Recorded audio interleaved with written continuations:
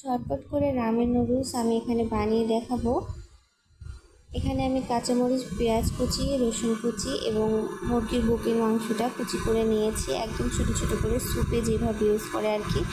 খুব ভালোভাবে ভেজে নিয়ে এখানে আমি পর্যাপ্ত পরিমাণ পানি দিয়ে নিচ্ছি যেন রামেন নুডলসের ঝোলটা থাকে। তারপরে আমি পাশে চুলাতে ডিম সিদ্ধ করে নিলাম এবং রামেন নুডলসের মধ্যে যে মশলা থাকে সেটি আমি দিয়ে নিচ্ছি। এখানে আমি 2 প্যাক মশলা ইউজ করেছি।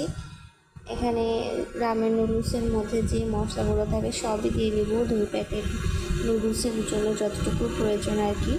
দিয়ে ভালোভাবে নাড়াচাড়া করে এখন আমি ঢাকনা দিয়ে সিদ্ধ হওয়ার জন্য আমি বসিয়ে দেব। খুব ভালোভাবে সিদ্ধ করে নেব। এখানে পাশের চুলাতে আমি মাংস ভেজে নিচ্ছি। তারপর এখানে সিদ্ধ হওয়ার পরে আমি টমেটো সস দিয়ে নিব। দিয়ে ভালোভাবে নাড়াচাড়ার পরে এখন আমি নামিয়ে নিলাম। তারপর এখানে আমি খুব ভালোভাবে পরিবেশন করে নিব। আমি একটি বাটিতে নুডলস নিয়ে নিয়েছি। তারপর এখানে আমি গাজর কুচি করে এবং ডিম সেদ্ধ দিয়ে পরিবেশন করে নেব। তারপর এখানে আমি যে মুরগির মাংসটা ভেজে রেখেছিলাম ওটি দিয়ে নিচ্ছি।